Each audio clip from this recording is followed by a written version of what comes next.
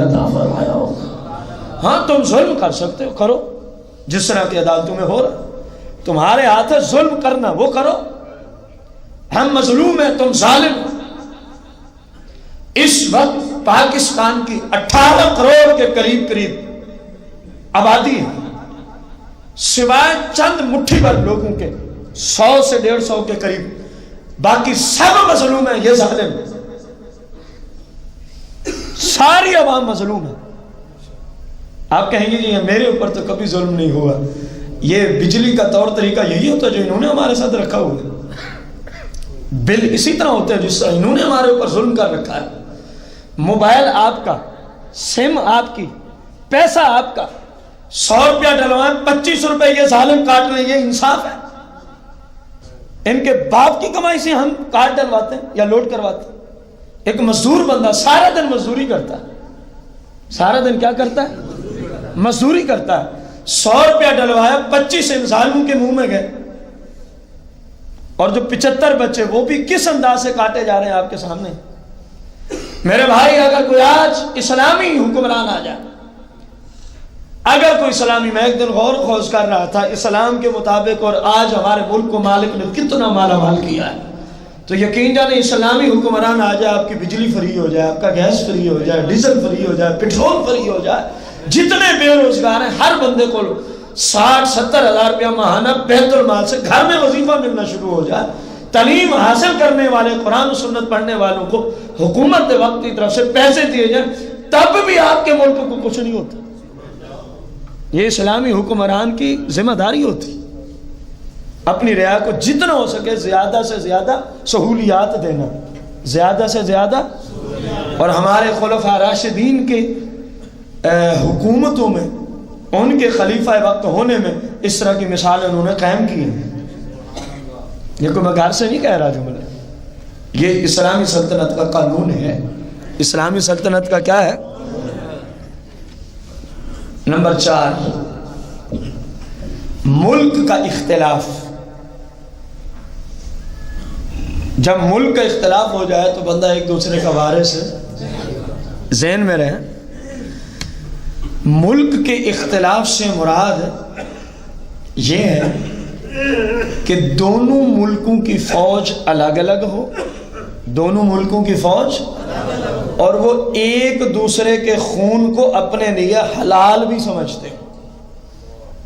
ورنہ پہلے مسئلے پہ تو بہت سارے بندے پریشان ہو گئے ہوں گے، ہمارا تو بیٹا دبئی میں ہے، ہمارا فلاں رشتہ دار فلاں ملک میں ہے۔ میں نے ان کی تو بات ہی نہیں کی۔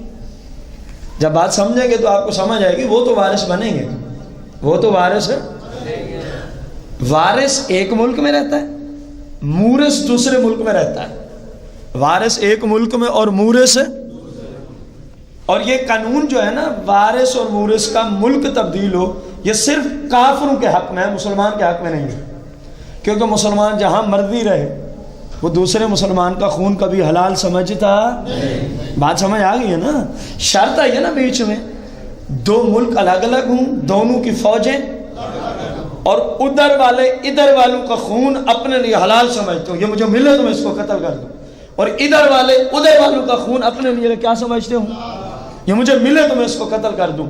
جب وارث اور مورث اس انداز میں الگ الگ ملکوں میں رہتے ہوں تو پھر وہ ایک دوسرے کے وارث بن سکتے ہیں۔ مثلا باپ ادھر رہتا ہے، عیسائی ہے ہندوستان میں، اور بیٹا امریکہ میں، وہ یہودی ہے، اور یہ دونوں ایک دوسرے کے دشمن ہیں۔ باپ کہتا ہے بیٹا میرے ہاتھ چڑھے میں اس کو ذبح کر دوں، اور بیٹا کہتا ہے باپ میرے ہاتھ چڑھے میں اس کو کیا کر دوں، ذبح کر دوں۔ اب ان میں سے جب کوئی ایک مرے گا تو دوسرا اس کا وارث نہیں بن سکتا، دوسرا اس کا وارث۔ باقی یہ جو مسلمان، ایک پاکستان میں بیٹھا ہے، دوسرا مدینہ شریف چلا گیا، تیسرا جناب والا مکہ شریف میں، چوتھا قطر میں ہے، پانچواں دبئی میں ہے، چھٹا جو ہے وہ کویت میں ہے۔ یوں جتنے اسلامی ملک ہیں یا غیر مسلم ملک ہیں، ان کے جتنے مرضی دور چلے جائیں، ان کا ایک ہی ملک ہے، وراثت کی دنیا میں ان کا۔ یہ کافروں کے حق میں مسئلہ ہے، یہ مسئلہ کن کے حق میں ہے؟ کافروں کے حق میں۔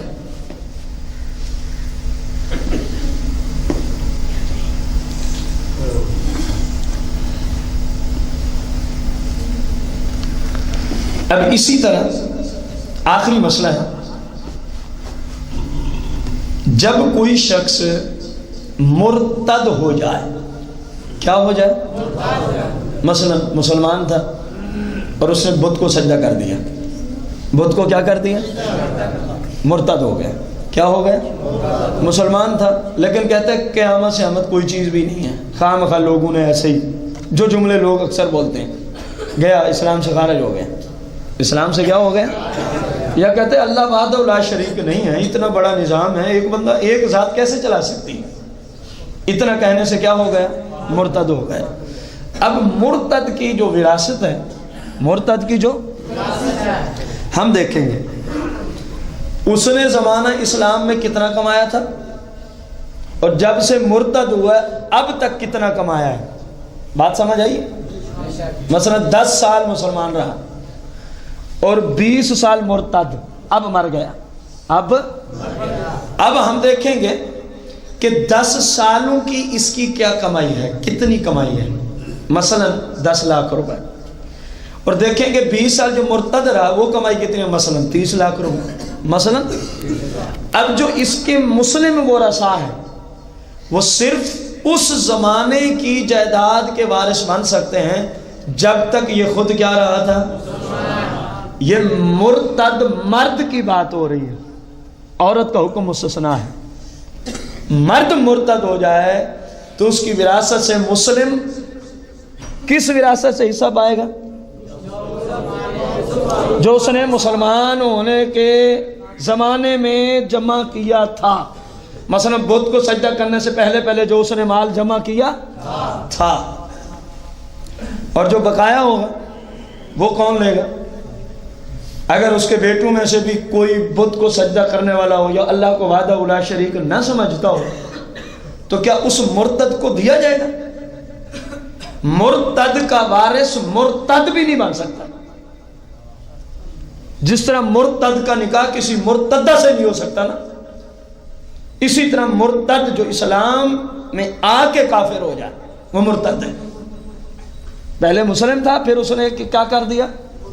بت کو سجدہ کر دیا، کافر ہو گیا۔ پہلے مسلم تھا پھر اس نے کہا اللہ وحدہ لا شریک نہیں ہے، معاذ اللہ ثم معاذ اللہ، تو وہ کیا ہو گئے؟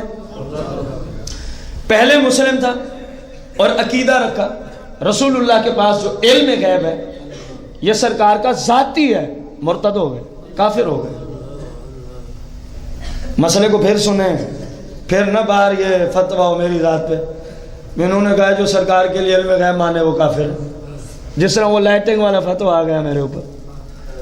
بھائی حق بات کو حق سمجھا جائے، اس کو ہیر پھیر کیوں کیا جاتا ہے؟ ایک بندہ کہے کہ سرکار کے پاس جو علم غیب ہے یہ سرکار کا اپنا ذاتی ہے، ذاتی کا معنی ہے آپ علم غیب میں کسی اور کے محتاج، وہ بندہ مرتد ہو جائے گا۔ اگر میری ذات میں شک ہے تو امام احمد رضا خان نے فتح و رضویہ میں یہ لکھا ہوا ہے، قرآن و حدیث کا یہ فیصلہ ہے۔ ہاں سرکار کے پاس جتنا بھی علم ہے جو اللہ نے دیا وہ سب کا سب آپ کے پاس عطائی ہے، دینے والا اللہ ہے۔ دینے والا کون ہے؟ آپ کا ذاتی اس میں ایک قطرہ بھی علم کا نہیں، سب کا سب اللہ نے اپنی شایان شان اپنے محبوب کو عطا فرمایا ہے، اپنے محبوب کو۔ تو مرتد کا وارث بھی نہیں بن سکتا، وہ مال پھر کہاں جائے گا؟ بیت المال میں۔ اور آج کل تو بیت المال والے سب سے بڑے چور اور ڈاکو اکٹھے ہوئے، تو پھر ہمارے زمانے میں وہ مال جو ہوگا وہ اپنے محلے کے مسلمان قریب یا بعید کے جو غریب غربا لوگ ہوں گے کسی مفتی سے رابطہ کر کے اس کے ہاتھ کے ذریعے ہم غریبوں میں تقسیم کرا دیں گے، کیونکہ مفتی پھر جب ایسے حالات ہوں تو قاضی کے قائم مقام ہوتا ہے، قاضی کے کیا ہوتا ہے؟ جو کام قاضی نے کرنے ہوتے ہیں وہ پھر مفتی اسلام کیا کرتے ہیں۔ جب اسلامی سلطنت نہ ہو جس طرح کے پاکستان میں حالت ہے، جس طرح کے پاکستان میں حالت ہے، ان کو نہیں دینا، یہ تو بدماش ایسے ہیں جتنی آپ بینکوں میں زکوٰۃ دیتے ہیں ساری اکٹھی کر کے کھا جاتے ہیں، اس لیے جو بینک آپ کی زکوٰۃ کاٹتا ہے وہ ادا نہیں ہوتی، آپ خود غریبوں تک پہنچائیں، آپ اپنی زکوٰۃ خود غریبوں تک پھر ادا ہوگی ورنہ ادا نہیں ہوگی۔ مسئلہ سمجھ آئے؟ یہ مرتد جو مرد ہو زمانہ اسلام کی جو کمائی ہوئی ہے وہ اس کے مسلمان ورثاء میں تقسیم، اور جو ارتداد کے زمانے میں اکٹھی کی دولت وہ کن کو دیں گے اپنے زمانے کے اعتبار سے؟ کسی مفتی کے ہاتھ سے، تاکہ کل کو مسئلہ کھڑا نہ ہو جائے وہ کہیں دیکھیں جی وہ ہمارا گواہ ہے۔ قاضی کے پاس اس طرح کے مسائل کیوں جاتے ہیں؟ کوئی اگر کل کو کھڑا تو جاؤ جی قاضی سے پوچھ لو، ہم نے وہ سارا تقسیم کرا دیا تھا، ہم نے وہ سارا کیا کرا دیا تھا؟ غرباء میں تقسیم کر دیا۔ اگر عورت مرتد ہو جائے تو اس کا سارے کا سارا مال اس کا، خواہ وہ زمانہ ارتداد کا کمایا ہوا ہو یا زمانہ اسلام کا، وہ مسلمان ورثاء میں تقسیم کر دیا جائے گا، وہ مسلمان ورثاء میں کیا کر دیا جائے گا؟ تقسیم کر دیا جائے گا۔